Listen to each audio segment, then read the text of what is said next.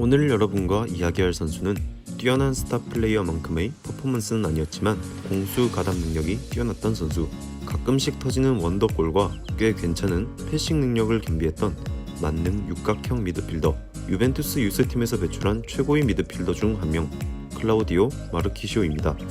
이탈리아 축구계의 엄친아로 불렸던 마르키시오는 1986년 1월 19일 생으로 이탈리아 토리노에서 태어났습니다. 모든 가족들이 유벤투스 팬이었던 탓에 어릴 적부터 유벤투스 유니폼을 입었습니다. 7살이 되던 해 유벤투스 스카우터의 눈에 띄어 유벤투스 유스팀에 입단하게 되면서 본격적으로 축구 인생을 시작하게 됩니다. 그는 1993년 유벤투스 유스팀에 입단한 뒤 07-08 시즌 엠폴리로 1년간 임대를 떠났던 시절을 빼면 모든 순간을 유벤투스에서 보내게 됩니다.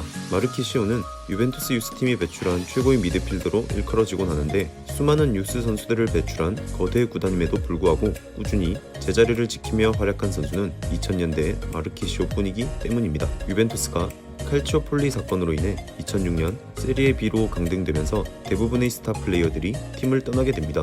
이브라이모비치, 비에이라, 칸나바로, 피랑, 잠브로타 등의 정상급 선수들이 모두 팀을 떠나게 되면서 팀의 근간이 흔들릴 위기에 처하게 됩니다. 하지만 델피에로, 네드베드, 부폰, 카모라네시, 트레제게 등의 선수들이 팀에 남았고, 당시 유스팀 출신으로 출전 기회를 많이 받지 못하고 있던 마르키시오가 1군 데뷔를 치르게 됩니다. 강등 한 시즌 만에 유벤투스는 세리에 B를 우승하고 세리에 A로 승격하게 됩니다. 팀은 승격했지만 마르키시오는 선발 출전을 위해 1년간 엠폴리로 임대를 떠나게 되죠. 08-09 시즌 유벤투스로 복귀한 마르키시오는 매경기 인상적인 모습을 보여주며 이탈리아 국가대표 감독이었던 마르첼로 리피의 눈에 띄면서 국가대표로도 데뷔할 수 있었습니다. 09-10 시즌 또한 좋은 폼을 유지합니다. 특히 인테르와의 경기에서 결승골을 넣었는데 줄리우 세자르를 농락하며 인상적인 골을 기록하기도 합니다. 하지만 09-10, 10-11 시즌 팀의 경기력이 들쭉날쭉하면서 상위권으로 올라가진 못하죠. 2011-12 시즌 팀에 피를로와 비달이 합류하면서 마르키시오와 MVP 라인을 형성하게 됩니다. 세리에 A 최고의 미드필더 진으로 불릴 만큼 엄청난 활약을 보여주게 되죠. 당시 유벤투스 공격진은 델피에로, 이아킨타, 보리엘로, 콰리아렐라, 루카토니, 도치니치 등이 있었지만 델피에로의 노쇠화로 인해 팀의 공격을 책임질 공격수가 부족했습니다. 교체로 출전하는 슈퍼서브 델피에로가 유일하게 공격진의 날카로움을 보여주곤 했죠. 하지만 공격진의 부재는 MVP로 불린 미드필더진에 의해 모두 해결되었습니다. 중원에서 이들의 활동량은 공격과 수비를 모두 책임지고 있었습니다. 그리고 피렐로, 마르키시오, 비달의 활약으로 유벤투스는 리그 무패 우승을 거두는 엄청난 업적을 달성하기도 합니다. 맨유에서 합류하게 된 폴 포그바가 연이어 맹활약을 선보이며 주전 자리를 위협받게 됩니다. 그로 인해 백업 신세가 된 마르키시오였지만 그는 절대 흔들리지 않았습니다. 피렐로가 부상으로 자리를 비우자 마르키시오가 그 자리를 대체하게 되었고, 피렐로의 공백을 훌륭하게 메우기도 하죠.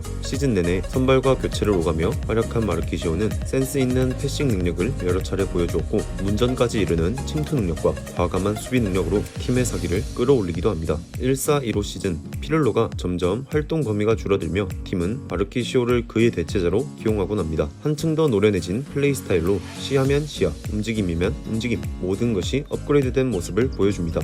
이 시즌 유벤투스는 챔피언스리그 결승에서 바르셀로나를 만나게 됩니다. 피렐로와 비달이 평소와 같은 활약을 보여주지 못하면서 경기가 바르셀로나 쪽으로 기울게 되죠. 폴 포그바와 모라타, 마르키시오가 분전했지만 아쉽게도 준우승에 그치고 맙니다. 15-16 시즌이 들어서 팀의 공수 밸런스를 잡아주던 마르키시오가 햄스트링 부상으로 인해 개막전부터 출전하지 못하면서 팀의 미드필더진이 붕괴되는 모습을 보이곤 합니다. 피렐로와 비달이 모두 빠진 상황에서 그 자리를 대체할 선수가 마땅치 않자 팀의 밸런스가 함께 무너져 버린 것이죠. 그리고 마르키시오가 복귀를 하면서 팀이 다시 제자리를 조금씩 찾아가고 있을 무렵 세리에 A 33라운드에서 십자인대가 나가는 큰 부상을 당하게 됩니다. 그가 부상에서 회복할 동안 포그바가 팀을 떠났고 그 자리를 케디라와 피아니치가 메웠지만 그 둘의 조합으로는 미드필더진을 구성하기가 매우 어려웠습니다. 마르키시오가 복귀한 뒤 미드필더진은 다시 안정을 찾기 시작했고, 그를 대체할 선수가 없었기 때문에 팀에서 매우 핵심적인 역할을 가지게 되죠. 이 시즌 또한 챔피언스리그 결승전에 진출하게 되었고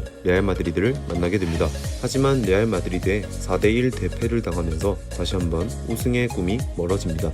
17-18 시즌 알레그리 감독이 전술을 변경하면서 마투이디가 삼각편대의 한 축을 담당하게 됩니다. 엎친 데 덮친 격으로 부상까지 겹치며 폼이 저하됐고 점점 경기에 출전하는 모습을 찾기가 어려워지기 시작합니다. 18-19 시즌을 앞두고 그는 팀과 상호 계약 해지를 하게 됩니다. FA 신분이 된 마르키시오는 제니트로 향하여 한 시즌간 활약하게 되죠. 하지만 고질적인 부상 문제와 폼 저하로 인해 그는 마지막 결심을 하게 됩니다. 2019년 10월 3일 마르키시오는 프로축구 선수 현역 은퇴를 선언합니다. 클라우디오 마르키시오는 여타의 화려한 스타 플레이어들에 비해 조명을 덜 받았던 선수입니다. 엄청나게 화려한 플레이 스타일이 아니었기 때문이죠. 하지만 그의 경기를 본 사람들은 그가 얼마나 팀에 헌신하는 모습을 보였는지 쉽게 알 수 있습니다. 공격 시 그는 포지션을 가리지 않고 침투하거나 공격진의 보조 역할을 톡톡히 해주었고 수비 시에는 과감한 태클과 끈질긴 대인 방어 모습을 보여주기도 합니다. 공수 밸런스가 아주 적절히 이뤄진 그야말로 미드필더의 전형적인 예라고 볼 수 있습니다. 그가 전방위적으로 뛰어난 활약을 펼친 것은 다양한 포지션을 소화할 수 있는 멀티플레이어 능력이 뛰어났기 때문입니다. 유소년 시절에는 섀도우 스트라이커를, 엠폴리 임대 시절에는 중앙 미드필더, 유벤투스 시절에는 피를로의 파트너로 수비형 미드필더나 공격형 미드필더를 소화하기도 합니다. 때로는 좌우측 날개를 담당하며 메잘라 역할을 담당하기도 했죠. 이처럼 미드필더진의 모든 롤을 소화할 수 있는 선수였을 뿐 아니라 소화하는 모든 포지션에서 대부분의 모습들이 뛰어난 활약을 보였기 때문에 유벤투스의 미드필더진에서 마르키시오가 가지는 영향력은 대단했다고 볼 수 있죠. 종종 미드필더 지역에서 공을 잡고 혼자 상대 미드진을 뚫고 공격의 활로를 뚫어주는 역할도 했으며 가끔씩 뛰어난 탈압박 능력을 선보이곤 합니다. 그가 가장 돋보였던 포지션은 단연 박스투박스 미드필더 역으로 꼽을 수 있을 것 같습니다. 특히 피를로와 비달과 함께 MVP 라인을 구축했던 그 시즌의 넘버원 미드필더 그 자체라고 생각합니다. 모델 뺨칠 정도의 잘생긴 미남형 축구선수 마르키시오는 성실함을 앞세워 다재다능한 모습을 보여주었던 이 시대의 진정한 미드필더였습니다. 이젠 축구선수로서의 모습을 볼 순 없겠지만 그가 필드에서 남겼던 모습들은 차세대의 미드필더를 꿈꾸는 어린 축구선수들의 귀감이 될 수 있는 환상적인 선수로 기억될 것입니다. 클라우디오 마르키시오의 이야기는 여기까지입니다. 영상을 재밌게 보셨다면 구독과 좋아요를 부탁드립니다.